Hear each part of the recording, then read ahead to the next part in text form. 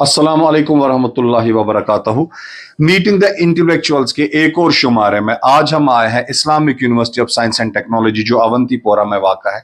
यहाँ इस यूनिवर्सिटी में हम आए हैं international centre for spiritual studies, एक अजीम शख्सियत से मिलने जिनका इल्मी खिदमात बहुत ज़्यादा है। हम मिलने आए हैं आज प्रोफेसर गुलाम नबी खाकी साहब से। अस्सलाम वालेकुम वरहमतुल्लाह। तुझे सब ठीक, सेहत ठीक, घर-बार ठीक। डॉक्टर साहब, आपके बारे में हमने बहुत कुछ सुना है, तो ये छोटी मुंह बड़ी बात जैसी होगी कि अगर हम आपका तारुफ देखने वालों के सामने रखें, बेहतर है कि सर आप अपना तारुफ हमें दीजिए, अपनी इल्मी खदमात, अपनी तसनीफात के बारे में, और जो आपने काफ़ी इल्मी सफ़र भी किए हैं उनके बारे में सर हमारे देखने वालों को आप बताइए।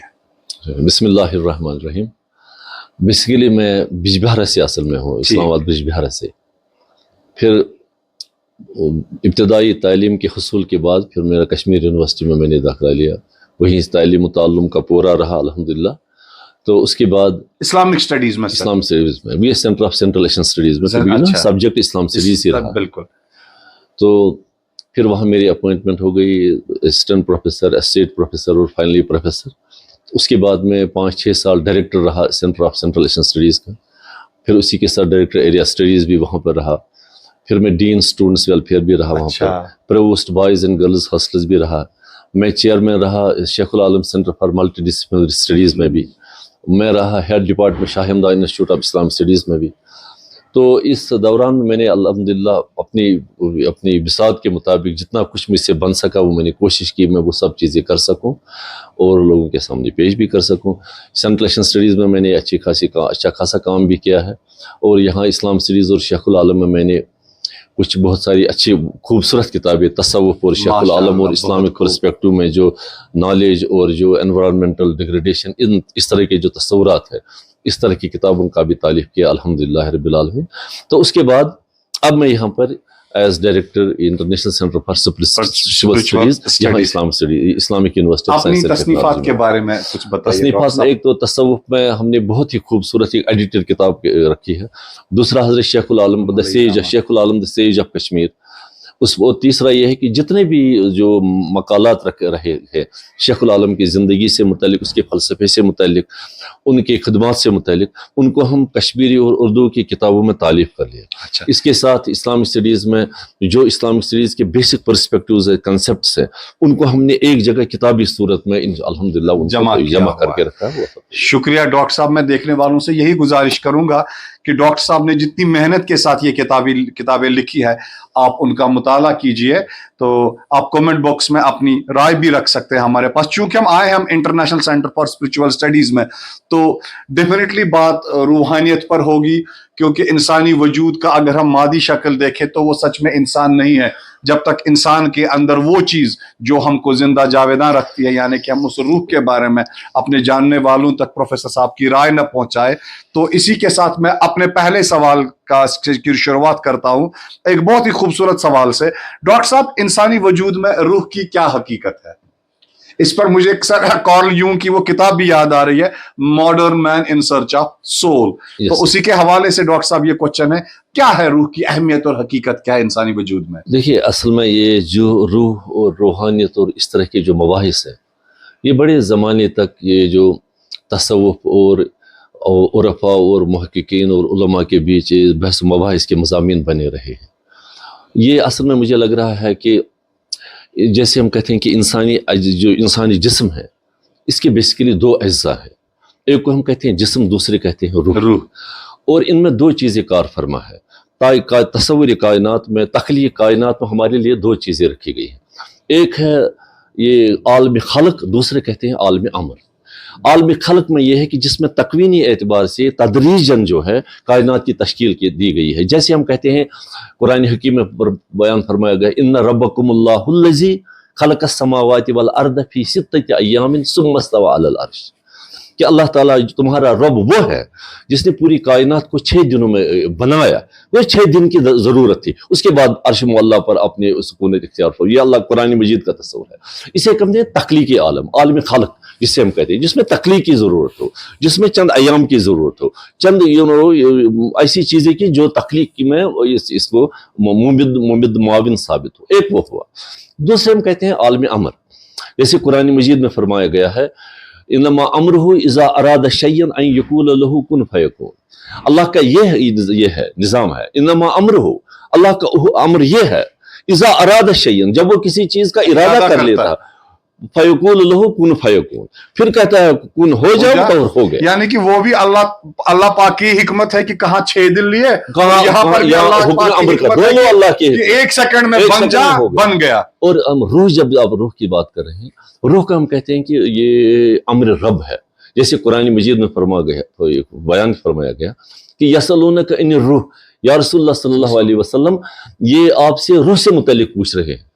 کل روح من امر ربی ان سے بتا دیجئے کہ یہ امر رب ہے یہ تخلیق نہیں ہے یہ تکوینی عمل نہیں ہے یہ تدریجی عمل نہیں ہے یہ امر رب ہے اور امر رب کی بنیاد پر ہی اس کو بیان کیا گیا. اور دوسری سب سے بڑی بات جب تخلیق آدم کا دور چل رہا تھا ہم کہہ رہے تھے کہ قرآن مجید میں ہی بیان میں قرآن سے استدلال عرض کر رہا ہوں اس لیے کہ قرآن تصور ہی ہے. وہ کہتے ہیں وَنَفَخْتُ فِيهِ مِن روحی جب حضرت آدم کی تخلیق کی گئی تو اللہ تعالیٰ نے فرمایا میں نے اس میں اپنا روح ڈال دیا جسم تو بن رہا ہے مٹی اور گاڑی اور سب چیزوں کے بیچوں بیچ یہ سب اس میں آ رہا ہے.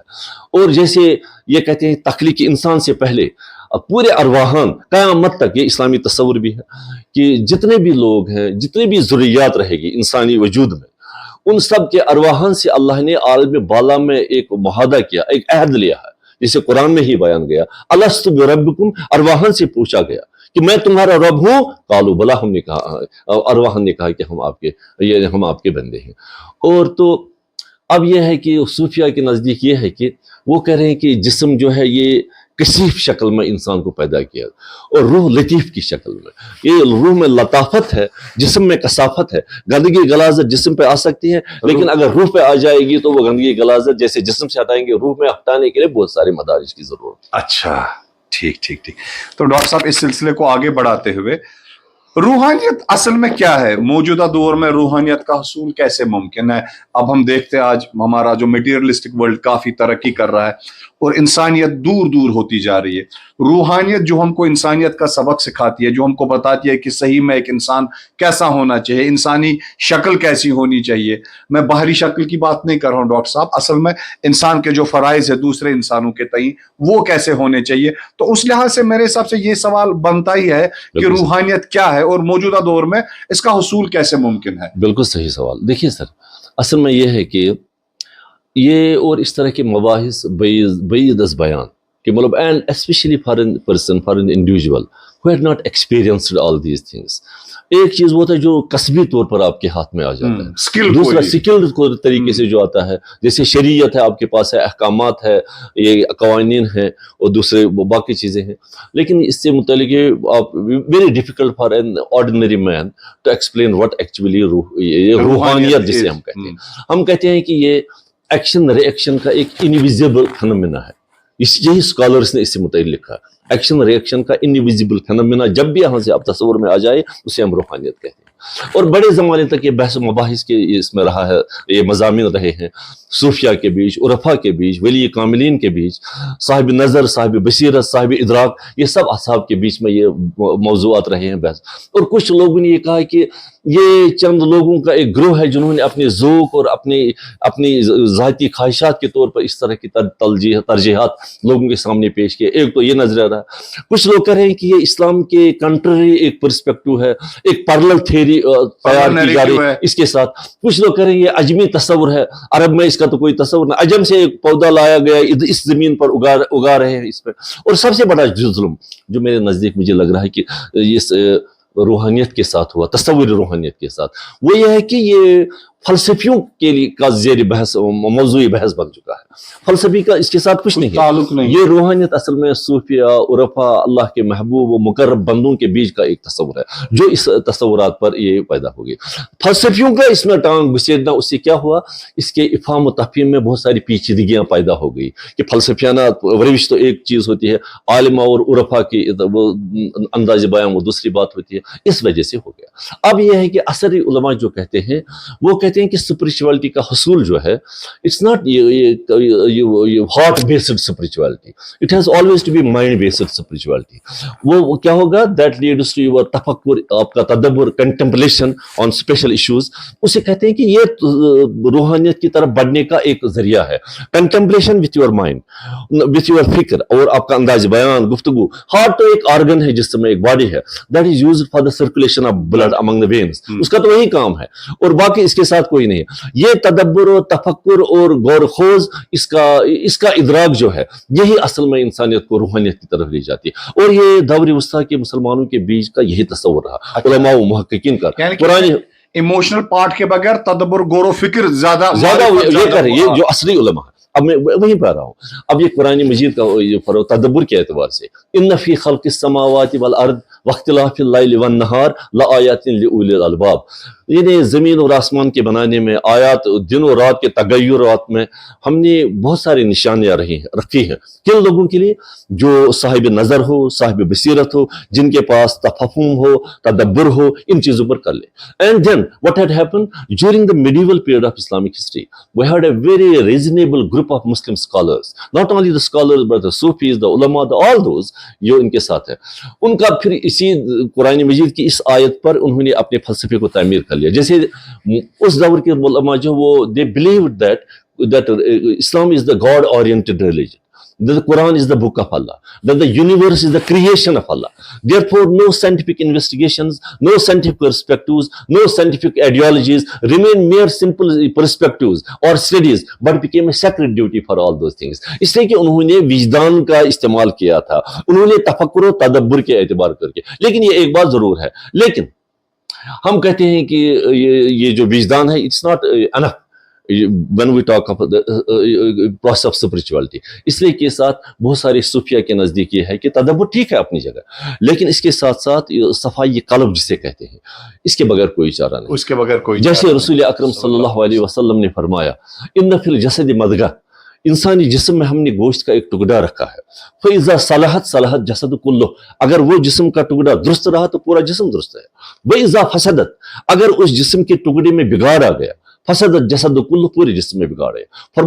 ان سے فرمایا گیا, وما ہی یا رسول اللہ, یہ کیا چیز ہے؟ قال ہی القلب, یہ انسان کا قلب ہے, یہ انسان کا دل ہے. تو اس سے اصل میں یہ بنیاد یہ رہتی ہے. اور جیسے ہم مساجد میں اپنے علماء و محققین, امام صاحبان, بہت سارے اب محفل میں آپ بھی رہے ہوں گے, جب وہ دعا کہتے ہیں وہ کہیں یا مقلب القلوب والابصار, اے دلوں کو بدلانے والے اور بینائی اور بصیرت عطا کرنے والے آنکھوں کو, یہ اصل میں ان کا تصور فکر ہے. حضرت شیخ العالم شیخ نور الدین نورانی رحمۃ اللہ علیہ, انہوں نے بھی یہی فرمایا تھا, دل چھے گاڑتے حکم اتراؤن ذکر ہن پوئن دس لسی ہوتا ہے. انہوں نے دماغ کا نہیں کہا, اس نے دل کا کہا. اور غالب جو ہمارے مشہور و معروف شاعر رہے ہیں بر صغیر کے, وہ کہہ رہے ہیں کہ یہ جیسے وہ یہ کیا کہ یہ بہرحال ذہن میں نہیں آ رہا اس وقت, کوئی بات, دل ہی تو ہے نا سنگ خیش, درد سے بھرنا آئے کیوں, روئیں گے ہم ہزار بار کوئی ہمیں رلائے کیوں. مطلب یہ میں کہہ رہا ہوں, ایک تو وجدان ہے, ایک تو تفکر ہے, دوسرا یہ دل کی حالت ہے. اب آپ کہیں گے روحانیت کی جو تاریخ ہے, اصل میں یہ انسان کی جتنی خود کی تاریخ ہے اتنی خود یہ تاریخ روحانیت کی بھی ہے. حضور اکرم صلی اللہ علیہ وسلم کی جانب سے جو نظام حیات اللہ کی طرف سے عامت الناس کو عطا فرمایا گیا, اس میں دو چیزیں رکھی گئی ہیں. ایک ہم کہتے ہیں شریعت, ظاہری اعتبار میں شریعت ہے, باطنی اعتبار میں اس کو روحانیت رکھا گیا ہے. تو اس اعتبار سے روحانیت اصل میں جیسے ہم کہتے ہیں کہ معرفت الہی کا ایک ذریعہ ہے, اللہ کی پہچان کا ایک ذریعہ ہے, اس کے بغیر کوئی چارہ نہیں ہے. حضرت فاروق اعظم رضی اللہ تعالیٰ عنہ, انہیں رسول اکرم صلی اللہ علیہ وسلم نے یہ ارسال فرمایا تھا, وصیت فرمائی تھی کہ یہ کارن میں ایک شخص ہے, ان کے پاس آپ جائیں, اپنی جامع مبارک ان کے ہاتھ میں دی, ان کو دے دیجئے. وہ کہا حضرت ویسے کارن رضی اللہ تعالیٰ ان کے پاس بھیج دیے, وہ جامع مبارک عطا کیے. اور حضرت فاروق اعظم نے ان کی عظمت کو پہچان لیا کہ یہ وہ شخص ہے جس نے رسول اکرم صلی اللہ علیہ وسلم سے بظاہر ون ٹو ون کبھی ملاقات ہی نہیں کی. یہ نبی صلی اللہ علیہ وسلم اسے جامع مبارک تحفتاً ارسال کر رہے ہیں. تو انہوں نے کہا کہ جب ان سے کیا, میں مطلب مختصر کر کے بیان کر رہا ہوں, جب انہیں سب کچھ کیا تو انہیں کہا کہ حضرت ہمارے لیے کوئی دعا کر لیجئے. تو انہوں نے یہ کہا کہ کیا تم اللہ کو جانتے ہو, اللہ کی معرفت ہے؟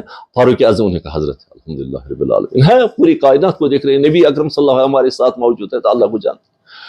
تو حضرت اویس قرنی رضی اللہ تعالیٰ عنہ نے فرمایا کیا اللہ کو بھی آپ کی معرفت ہے؟ کیا اللہ بھی آپ کو جانتا ہے؟ اگر وہ آپ کو جانتا ہے تو وہ معرفت کا اصل میں خزانہ ہے. اگر اللہ آپ کو جانتا، اگر یہ چیزیں آپ میں آ رہی ہیں تو سب سے بڑی بات ہے. اصل میں ہر چیز کی ایک اصل ہوتی ہے، اور جو ہم یہ روحانیت اصل، روحانیت کا مغز، روحانیت کا روح، جیسے کہ مکھل روحانیت جو ہے وہ ہم کہتے ہیں چاہے اسلامی شریعت ہو، اسلامی احکام ہو، اسلامی قوانین ہو، اسلامی قواعد ہو، جب آپ ان قوانین اور ان دوسرے تصورات کی روح تک پہنچ جائے، اصل میں میرے نزدیک بس طالب علم میں کر رہا ہوں، روحانیت اصل میں اسی چیز کو کہتے ہیں. آپ کہیں گے مثال کے طور یہ کس طرح سے ممکن ہے؟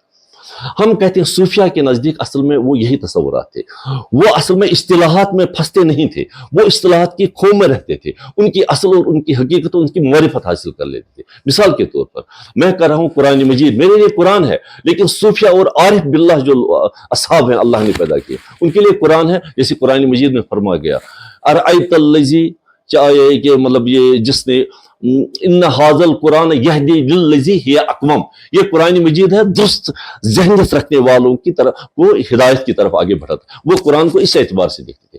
اذان ہم پڑھ رہے ہیں، لیکن حضرت بلال حبشی رضی اللہ، جب ان سے کہا گیا اذان، انہوں نے کہا کہ اب میں نہیں پڑھوں گا رسول اکرم صلی اللہ علیہ وسلم کے وصال کے بعد، یہ تواریخ ہے. تو انہوں نے کہا کیوں نہیں؟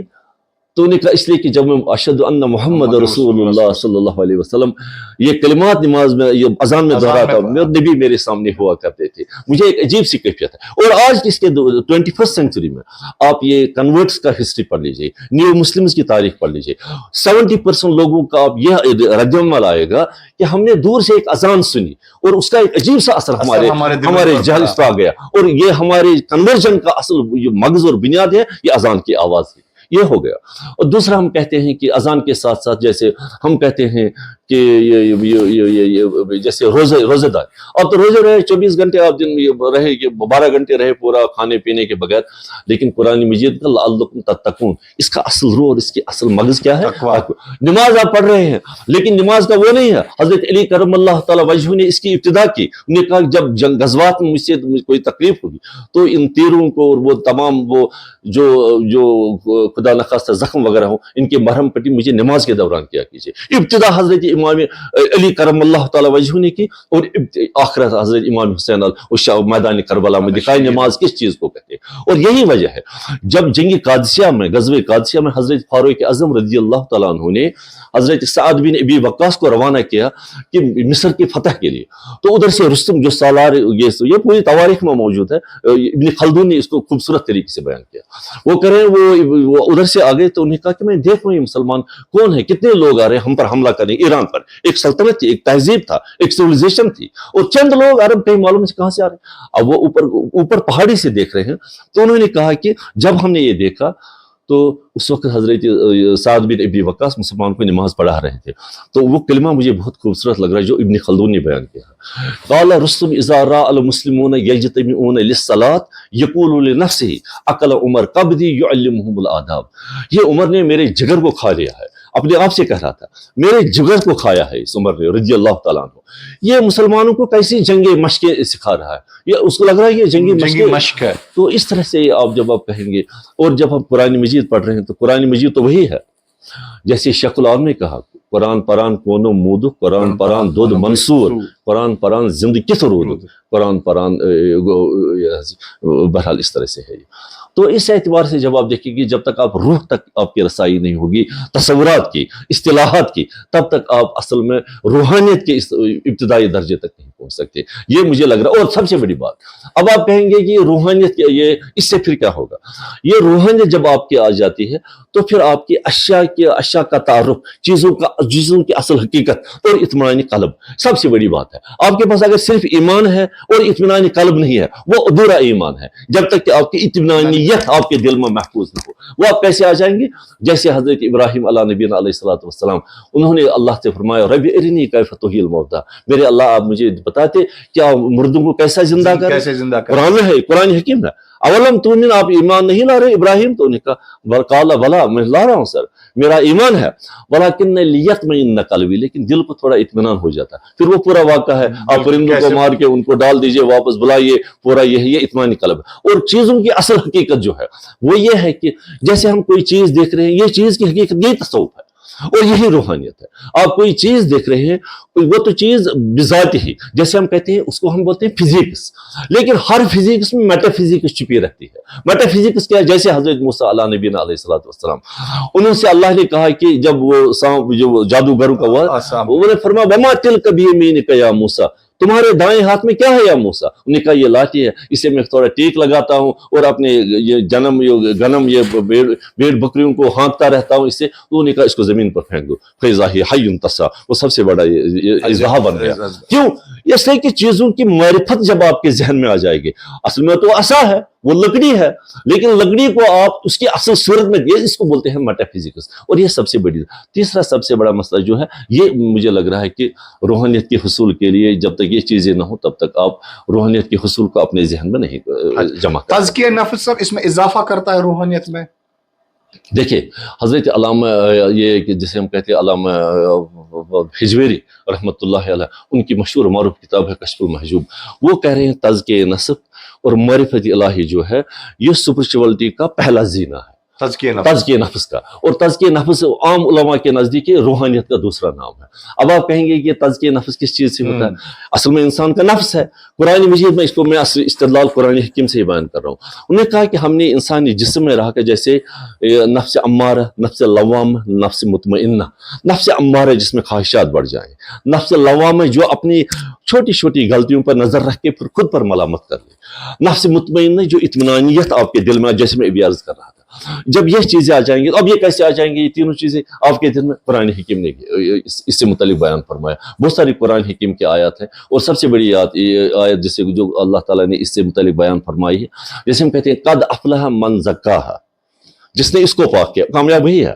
وقد خاب من دساہا, جس نے اس کو کیچڑ میں پھنسا دیا ہے اس کی ہمیشہ ناکام. قد افلح من تزکا, جس نے جس روح کو پاک کیا. وذکر رسم ربہ فصلی, وذکر رسم ربہ فصلی, اللہ کو یاد کیا اور نماز قائم کی, اور اس اللہ نے اس کے لیے روحانیت کے یہ دروازے کھول دیے. اب آپ کہیں گے یہ چند صوفیہ کے نزدیک جیسے حدیث جبریل اور حدیث احسان جسے ہم کہتے ہیں, وہ کہتے ہیں کہ تزکیہ نفس کا یہ ذریعہ بھی ایک ہے. وہ کیا ہے؟ اعبد اللہ کأنک تراہ, اللہ کی بندگی اطاعت ایسے کر لو کہ جیسے اللہ کو آپ دیکھ رہے ہیں. وَإِن لَمْ تَكُنْ تَرَىٰ فَإِنَّهُ يَرَاكَ, اگر تم میں یہ صلاحیت نہیں کہ اللہ کی معرفت اس حد درجے پر حاصل ہو, پھر ذہن میں یہ رکھ لو کہ اللہ مجھے دیکھ رہا ہے. اور اب یہ کہیں کہ صوفیہ یہ کیوں چیزیں, اس نفس کے لیے کیوں چیز ضرورت ہے؟ میں چھوٹی سی مثال کے طور بیان کروں جو صوفیہ نے اپنے اس کلام میں یہ محفوظ کر کے رکھا ہے. وہ کہہ رہے ہیں کہ اصل میں یہ لطائف ستہ ہیں. لطائف ستہ انسانی جسم میں وہ ہمیشہ نور سے مملو رہتے ہیں, اور زمانے کے گردش ایام سے ان پر کبھی دھول اور کبھی ہاتھ, اور ان پر وہ یہ کہتے ہیں غیر فطری یہ جو دھول جو بڑھ جاتی ہے, ان لطائف کو صاف کرنے کی ضرورت. اب وہ کہہ رہے ہیں کہ 6 لطائف ستہ, اس کو اپنے نفس کو صاف کریے. یہ اصل میں کہہ رہا ہے کہ یہ جو ہم کہہ رہے ہیں کہ اس کی کیا حقیقت ہے, کہ ہم کیسے اس کو حاصل کر سکتے ہیں. وہ کہتے ہیں جیسے نمبر 1 ہے, جیسے یہاں سے آپ کے 2 انگل نیچے آپ کا لطیف قلب ہے, یہاں سے لطیف روح ہے, یہاں سے لطیف نفس ہے, یہاں سے لطیف سر ہے, یہاں سے لطیف خفی ہے, یہاں سے لطیف اخفا ہے. یہ لطیف روح جو ہے, یہ لطیف قلب جو ہے, وہ کہہ رہے ہیں کہ اس کے ساتھ میں رہتا ہے کبھی ہاتھ بھی, اور کبھی ہاتھ برائی مطلب یہ ہے کہ اس میں سخت مزاجی رہتی ہے, یا بد مزاج. یہ لطیف روح ہے, اس میں ترش روح تو ترش مزاج بن جاتا ہے. یہ نفس لطیف نفس میں, اس میں انسان کی خواہشات رہتی جو بھی خواہشات ہوں. یہ لطیف سر ہے, اس میں بخل اور حسد رہتا ہے. لطیف اخفا, اس میں کینہ اور باقی چیز رہتے ہیں. اور لطیف انا جسے لطیف اخفا کہتے ہیں, اس میں اصل میں غرور اور تکبر یہ سب چیزیں رہتے ہیں. وہ کہہ رہے ہیں کہ صوفیہ اس تزکیہ نفس سے, جب یہی تو اصل میں نفس کی چیزیں ہیں, جب ان پر یہ دھول آپ ہٹا دیتے ہیں, نفس کی اصل شے, اصل صورت آپ کے سامنے واضح ہو جاتی ہے, اور نفس کی پراگندگی ہمیشہ کے لیے دور ہو جاتی ہے. شکریہ ڈاکٹر صاحب. ڈاکٹر صاحب اب تک کی گفتگو کافی خوبصورت ہماری چلی. اس میں کچھ اور ٹرمز آتی ہے ڈاکٹر صاحب جو عام لوگ بھی استعمال کرتے ہیں, اور میں چاہتا ہوں کہ ان کی اچھی خاصی وضاحت ہو جائے. جیسے روحانیت میں شریعت, طریقت, معرفت اور حقیقت کا کیا مقام ہے؟ دیکھیے سر, یہ اصل میں یہ جو میں ابھی عرض کر رہا تھا کہ اللہ کے محبوب ترین بندے, صوفیہ, بزرگان دین, ولی کامل, اولیاء کاملین, عرفا, جو محقق, ادبا, اس طرح کے جو اسپیشلی جو تصوف اس سے وابستہ ہے, اور جن کی تڑپ ہے روحانیت کے حصول کے لیے, انہوں نے یہ کہ اس طرح کی اصطلاحات کو استعمال کیا ہے. مجھے لگ رہا ہے کہ شریعت اور روحانیت کے اس سفر میں اور اس سے متعلق جو بھی آپ کے پاس مواد ہے، یہ پردہ در پردہ یہ چھپی ہوئی حقائق بہت ساری رہی ہے. اچھا. تو اس کے اظہار کے لیے جو اصطلاحات صوفیہ اور اللہ کے محبوب بندوں نے کی ہیں وہ ہے شریعت، طریقت، حقیقت، معرفت. اور یہ خدا نخواستہ کوئی ایسا تصور نہیں جو اسلام سے ہٹ کر کوئی اسلام طریقت.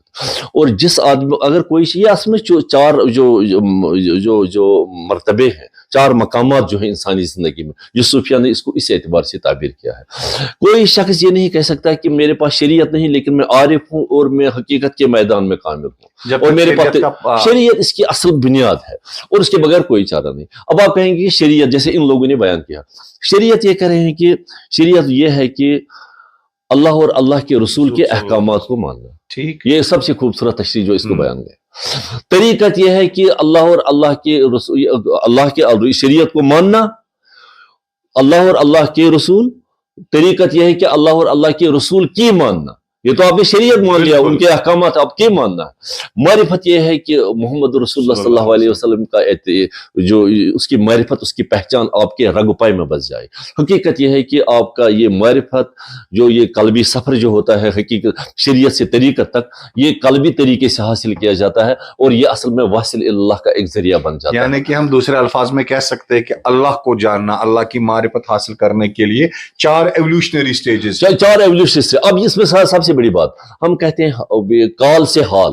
یہ سفر اصل میں جسے ہم کہتے ہیں یہ کال سے حال کا سفر ہے. حال you cannot explain, you can never explain what actually that is unless you have experienced it. It's an invisible entity, invisibly you have to. یہ شریعت is all right, you can just understand, but rest of the segments جو ہے جو بیان کیے گئے ہیں، یہ عارف باللہ کوئی شخص اس سے متعلق زیادہ خوبصورت بات کر. لیکن اگر آپ مجھ سے کہیں گے کہ ہم کہیں گے کہ شریعت جسے کہتے ہیں علم الیقین، عین الیقین، علم الیقین، عین الیقین اور حق الیقین اور معرفت. علم الیقین جیسے ہم کہتے ہیں شریعت ہے، اس لیے کہ جیسے شکر ہے، آپ کے سامنے شکر ہے، شکر کا علم ہے تو علم شریعت ہے. طریقت یہ ہے کہ علم العین الیقین، کہ یہ شکر چکھ لیتے ہیں آپ. جب آپ شکر چکھ لیتے ہیں وہ عین الیقین ہو گئے، وہ طریقت ہو گیا. جب آپ کہتے ہیں کہ معرفت یہ ہے کہ جب آپ اس شکر سے متعلق گفتگو اندر کر لیتی ہے، شکر کہاں سے آتی ہے، یہ معرفت ہے. اور حقیقت یہ ہے کہ جب آپ خود شکر بن جاتے ہیں. یہ چیز یہ عالم اس سے متعلق ہے. جیسے بہت سارے عالم یہ بھی کہہ رہے ہیں کہ جیسے دودھ کہتے ہیں، دودھ کو کہتے ہیں وہ شریعت ہے، دہی کو کہتے ہیں وہ طریقت ہے، گھی کو کہتے ہیں یہ حقیقت ہے، اور اس سے وہ پھر جو پنیر وغیرہ جو پیدا کرتے ہیں اس کو ہم کہتے ہیں کہ یہ عالموں کا. اور سب سے بہتر جو تشریح مجھے اس بارے میں وہ حاصل ہوئی ہے، بلکہ چند اصحاب نے رسول اکرم صلی اللہ علیہ وسلم سے اس کی مناسبت کی ہے، لیکن میں زیادہ اس کا ادراک نہیں ہے مجھے. وہ کہہ رہے ہیں کہ شریعت اصل میں ایک درخت ہے، کہیں پر آپ نے پودا زمین میں گاڑ دیا تو یہ شریعت ہے. آہستہ آہستہ اس کی ٹہنی نکلنے شروع ہو گئی تو وہ طریقت ہے.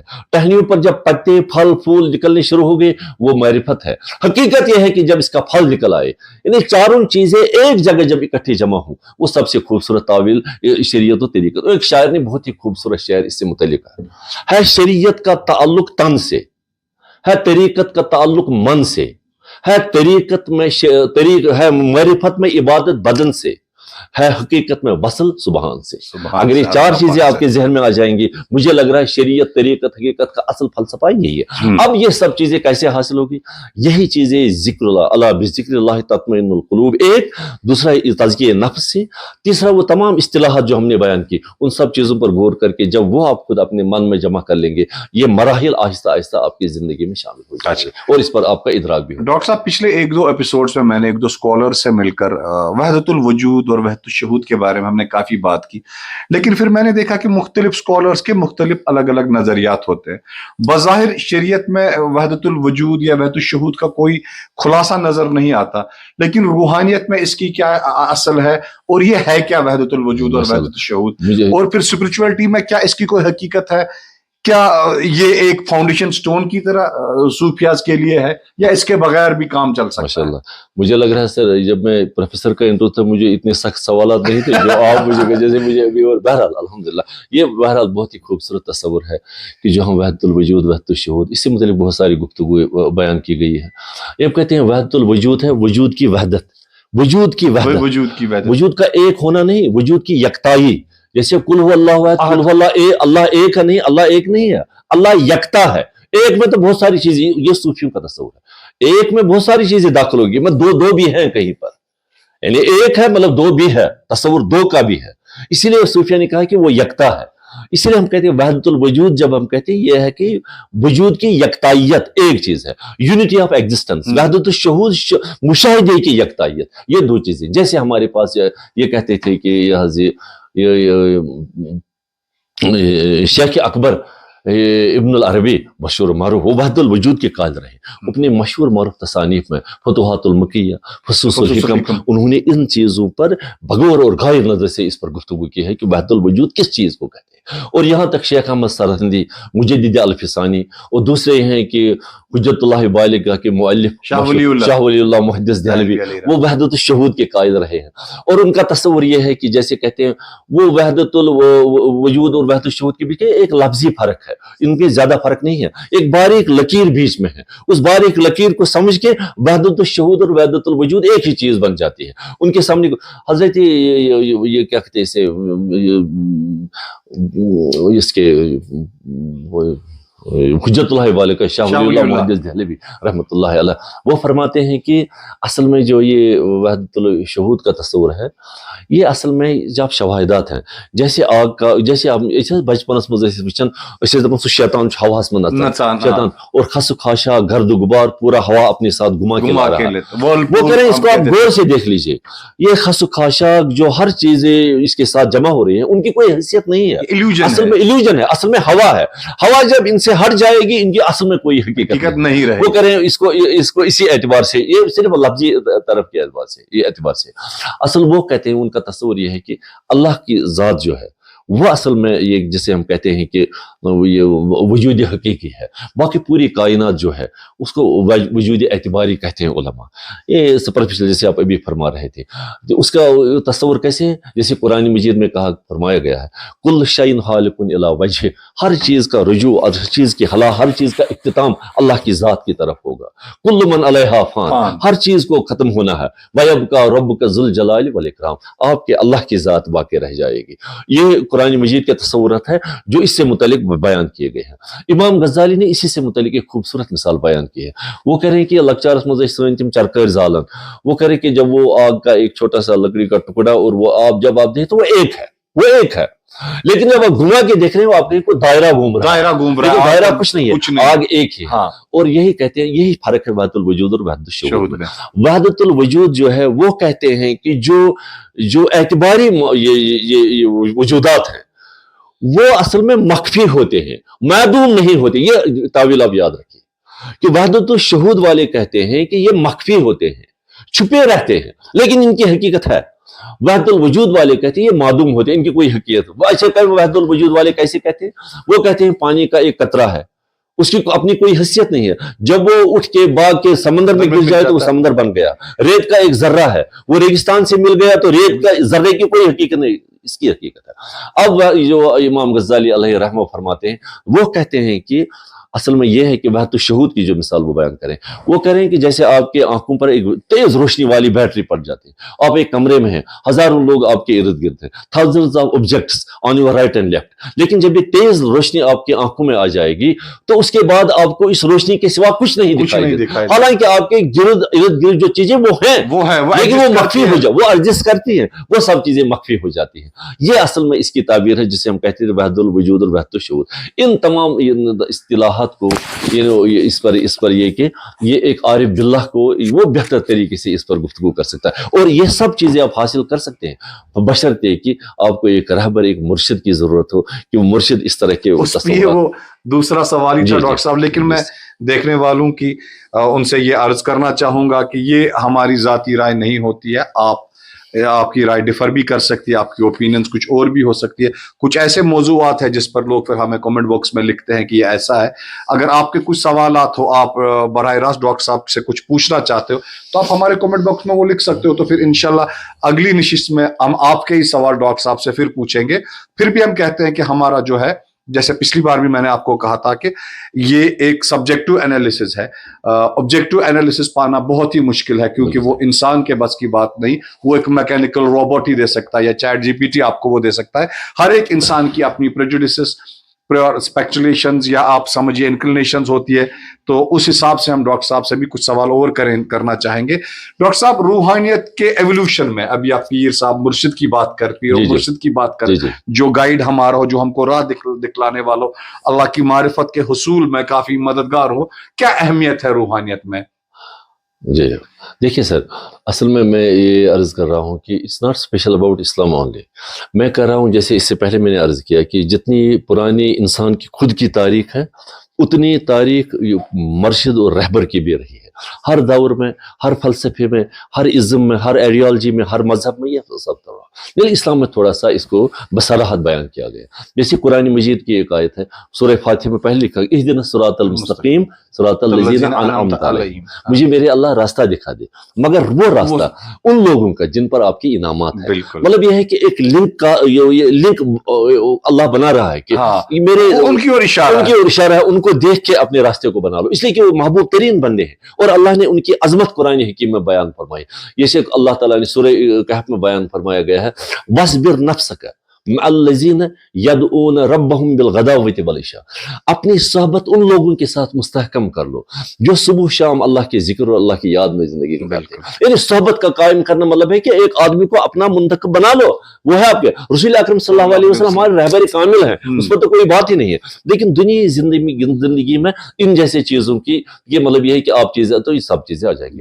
حضرت خواجہ نظام الدین اولیاء رحمۃ اللہ علیہ, انہوں نے کہا کہ اگر آپ کو مرشد کی تلاش ہو, پیر کی تلاش ہو, راہ سلوک میں یہ سب چیزیں آپ کے ساتھ رہیں گی, اور آپ ایک سالک کی طرح ان کے سامنے یہ کیا کہتے ہیں اسے زانو یہ طلب مستح کر کے, تو یہ ہے کہ آپ کشف المحجوب حضرت علامہ حجویری صاحب کی کتاب کو پڑھ کے اس سے یہ تصورات آپ کے ذہن میں آ جائیں گے, تاکہ یہ پیر کا تصور آپ کے ذہن میں آ جائے گا. اب آپ کہیں گے کہ یہ پیر تو آ گیا تو ختم ہو گیا, نہیں, یہ نہیں, کوئی ایسی نہیں بات ہے. اب آپ دیکھ لیجئے تواریخ میں, آپ دیکھ لیجئے, مولانا رومی مولوی ہرگز نشد مولائے روم تا غلام شمس تبریزی نشد, شمس تبریز اس کے مرشد مار ہیں. حضرت امیر کبیر میر سیدی حمدانی رحمۃ اللہ علیہ, انہیں وہ ارتفاع, وہ روحانی ارتقاء پرہپس نہیں ہوتا جب تک کہ وہ اپنے پیر مرشد کے ساتھ وہ اس کے ان کی وابستگی نہیں رہی. یہاں تک کہ ہمارے یہ حضرت امیر خسرو رحمۃ اللہ علیہ, ان کے پیر مرشد کون رہے؟ حضرت نظام الدین. یہاں پر آ جائے حضرت بابا دودھ خاکی رحمۃ اللہ علیہ, وہ سالک رہے ہیں, ان کے پیر و رہبر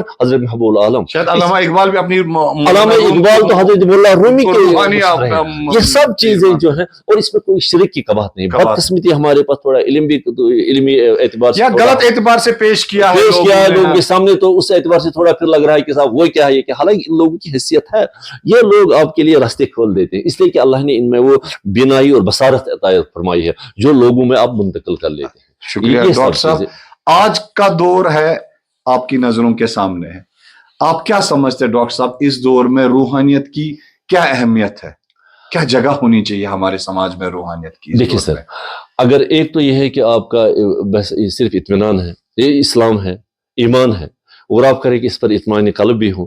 میں کر رہا ہوں ان تمام تصورات کو جو ابھی آپ نے عرض کے سامنے بیان کیا, چاہے وہ تزکیہ نفس ہو, چاہے وہ ادراک آپ کا یہ لطائف ستہ کا ہو, چاہے عین الحقین, علم الحقین, الحق الیقین, یہ تصورات آپ کے ذہن میں ہو, چاہے شریعت, حقیقت, معرفت, طریقت کا تصور ہو, چاہے وحدت الوجود یا وحدت الشہود ہو, ان تمام شواہد سے اصل میں آپ کے لیے رستہ کھل جاتا ہے. اندر سے آپ کے اطمینانیت عجیب سی پیدا ہوتی ہے. عام انسان میں نہیں ہوتے جس کو صرف محض شریعت پر نظر ہو. یہ چیزیں شریعت کی روشنائی کو, آپ کی بینائی کو اجاگر کر لیتی ہے.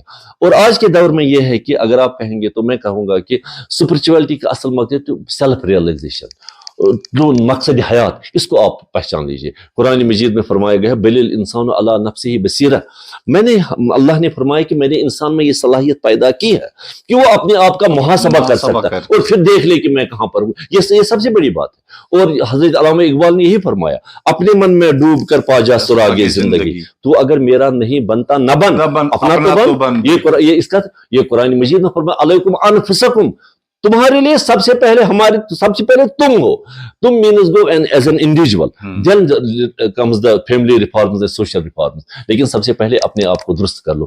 ان چیزوں کی وساطت سے اگر آپ یہ کر لیں گے اسی کیا نگیٹیوٹی جو ہے پازیٹیوٹی پہ غالب ہو جائے گی. منفی سوچ مثبت سوچ سے بدل جاتی ہے. ڈویلٹی کا جو تصور ہے وہ آپ کے ذہن میں وجدان میں ختم ہو جاتا ہے. جب یہ چیزیں آپ کے ذہن میں آ جائیں گی تو ایک you have a capacity to make a distinction between what? Between greed and need. کہ گریڈ کس سے کہتے ہیں, نیڈ کس سے کہتے ہیں. یہ سب سے بڑی بات ہے. ہمارے شعور میں یہ باتیں نہیں آ رہی کہ گریڈ کس چیز کو کہتے ہیں, نیڈ کس چیز کو کہتے ہیں. روحانیت یہ نہیں ہے کہ آپ گوشے نشینی کر لیں, آپ ترک لذات کر لیں. رسول اللہ صلی اللہ علیہ وسلم نے فرمایا جس نے دنیا کو حاصل کیا آخرت کے بدلے میں وہ بھی خسارے میں ہے, اور جس نے آخرت کو حاصل کیا دنیا کے تو وہ بھی خسارے میں. دونوں کے بیچ میں کمپیٹیبلٹی ضروری ہے. یہی وجہ بہاؤالدین نقشبند البخاری انہوں نے فرمایا 10 با کار دل با یار, اپنے ہاتھ کو کام سے لگائے رکھو, اس سے کہ بلا محنت کچھ نہیں ملے گا, لیکن دل با یار اس دل کو اللہ کے اس کے وحدانیت کے ساتھ ملا کے رکھو, یہ آپ کے لیے راستے کھول دے گا. اور دوسرا یہ جو ہم کہتے ہیں کہ صوفیہ سے متعلق جیسے فرمایا گیا کہ رکبانن فی النہار ورہبانن فی اللیل, وہ دن میں گھوڑوں پر سوار ہو کے اللہ اور اللہ کی زمین کا سیر کرتے تھے, اللہ کی مشاہدات کر.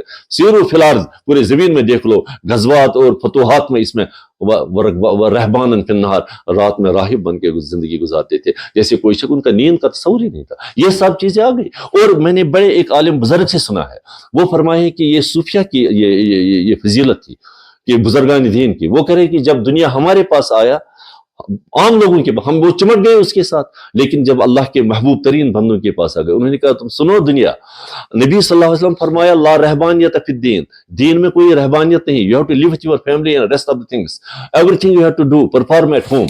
بٹ لسن, اب میں بتاؤں گا, اب رہیں گے ہم تم ہی میں, لیکن تم سے کوئی رشتہ نہیں رکھیں گے. اور this is what they have done. انہوں نے اس کے ساتھ کوئی رشتہ نہیں رکھا. میں کہہ رہا ہوں پرسکون زندگی کے لیے, یہ اگر آپ چاہے ایک پرسکون زندگی چاہیے آپ کو, کسی عالم نے صحیح فرمایا کہ آپ کو 3 چیزوں کی ضرورت ہے. ایک تو رہائش, کہیں پر آپ رہ لیں زندگی گزار, اور دوسرے ہے آسائش, تھوڑا اس کو ٹھیک ٹھاک ڈیکوریٹ بھی کر لو, یہ جو آسائش باتھ روم بھی نزدیک میں ہو وہ بھی نزدیک میں ہو. تیسرا زیبائش, یہ تھوڑا یہ چاٹ بھی وہ بھی, یہ سب چیزیں. اس کے بعد جو آپ کر رہے ہیں اس کو کہتے ہیں طمع اور لالچ, جو انسانی زندگی وجود میں آتا ہے اس کی شریعت میں کوئی گنجائش. یہ چیزیں آپ نکال لیں گے تو پھر ایک آہستہ آہستہ ایک آدمی ایسا بن جاتا ہے, ہمارا سماج بھی کافی خوبصورت. اور سب سے بڑی بات رسول اللہ صلی اللہ علیہ وسلم فرمایا کہ کل انائن یترش بما فیہ, ہر برتن سے وہی چیز باہر نکلتی ہے جو برتن کے اندر ہوگی. اگر صفائی قلب نہیں ہوگا, اگر روح کی وہ اس پر محنت نہیں ہوگی, اگر ہمارے اندرونی اجزاء کی, یہ ایک شریعت ظاہری ہے دوسرا شریعت باطنی, جب یہ دونوں چیزوں پر محنت نہیں ہوگی یہ آدمی رہے گا, ورنہ غلاظت صاف آئے گی. میں نے رسول اکرم صلی اللہ علیہ وسلم نے فرمایا ان اللہ لا یستحی, ان اللہ لا یمحو السیء بالسیء, اللہ تعالیٰ گندگی اور غلاظت کو گندگی غلاظت سے صاف نہیں کرتا, ولکن اللہ یمحو السیء بالحسن, بلکہ گندگی غلاظت کو پاکی سے صاف کرتا ہے. کوئی آپ سے بدتمیزی سے بات کر لے, آپ بھی بدتمیزی کر لے تو پھر کیا بات ہوگی. اس غلاظت کو صاف کرنے کے لیے آپ کو حسن خلق آپ کے ذہن میں ہونا چاہیے. وہ حسن خلق جب آپ اس معرفت الہی آپ کے جسم میں, آپ کے روح میں, آپ کے رگ پے میں داخل ہوگا, اس کے بغیر کوئی یہ بات آپ تصور بھی نہیں کر سکتے. اور آخر پر with your permission that is the last word. ہم کہتے ہیں کہ جیسے اللہ کی بنائی ہوئی قدرت میں ابھی کہا تھا عالم خلق اور عالم امر. عالم خلق میں جیسے قرآن مجید میں فرمایا گیا کہ افلا ینظرون الی الابل کیف خلقت, آپ نے اس اونٹ کو بھی نہیں دیکھا کہ ہم نے اس کو کیسے بنایا. ٹھیک ہے, عام شخص کے لیے, ہم جیسے لوگوں کے لیے ایک آیت ہے, ہم نے اس کا ترجمہ پڑھ لیا ہو گیا, لیکن جو محققین ہیں جنہیں اللہ نے یہ بینائی بصیرت عطا فرمائی, وہ اس سے کیا مراد ہے. وہ کہے چاہے اونٹ ہو چاہے گائے ہو, ان سے یہ دن میں معلوم ہے کیا کیا چیزیں کھاتی ہیں, گھاس پھوس گھاسا اور مکرے, اگر گامن میں تو اور شاسن اللہ تعالیٰ بچے ان کیا کیا کھاتے ہیں.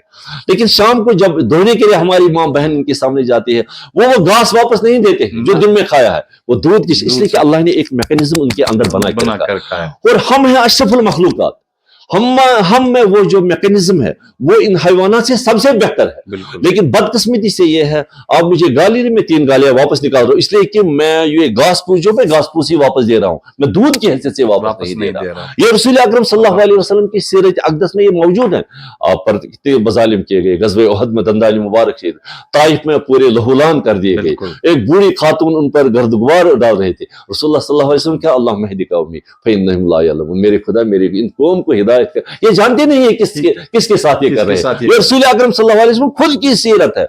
उन्होंने कभी गजब को आखिर पर जो नबी अकरम सल्लल्लाहु अलैहि वसल्लम जवाब करें कि जरूरत वक्त है, वो कह रहे हैं कि एक हदीस जो इसके कंपैरिजन में मैंने आज तक जितना भी थोड़ा हल्का सा इल्म मेरे जहन में है कि मैंने कोई इज़्म, कोई फिक्र, कोई सोच इस एतबार से नहीं देखा। 3 चीजें रसूल अकरम सल्लल्लाहु अलैहि वसल्लम पर बेहतर आदमी, बेहतर इंसानियत के लिए जो इस सिलसिले से आपके पास आ जाएंगे, वह क्या है, तसल्लु मन कता का, उससे जुड़ो जो तुमसे कटे, चाहे क्या भी वजूहात हो।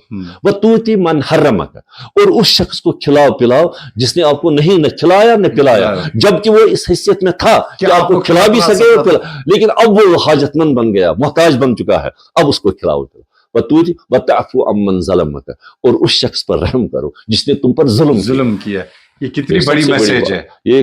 और अगर ये रूहानियत का असल फलसफा जो है, ये कोई वो नहीं है, अजमी पौधा नहीं है, ये गैर इस्लामी तस्वीर पैरेलल इस्लाम का नहीं है। ये असल में यही चीजें हैं जो आहिस्ता आहिस्ता, नस्तन दर नस्तन, फर्द दर फर्द, तो वक्त दर वक्त, तो कुरन दर कुरन हमारे बीच में आ जाती है, और इससे हमारी जिंदगी। शुक्रिया डॉक्टर साहब। तो इन सवालात के लेकिन सवालात आपने ऐसे पूछे, मुझे लग रहा है कि मुझे कहीं पर इससे बढ़कर कोई प्रमोशन। शुक्रिया डॉक्टर साहब, तो जल्दी मिलेंगे आपसे फिर किसी और मौजू पर गुफ्तगू होगी। आज हम भी काफी एनलाइटेंड हुए। अल्लाह पाक आपको सही सलामत। बहुत बहुत शुक्रिया sir, thank you sir, thank you.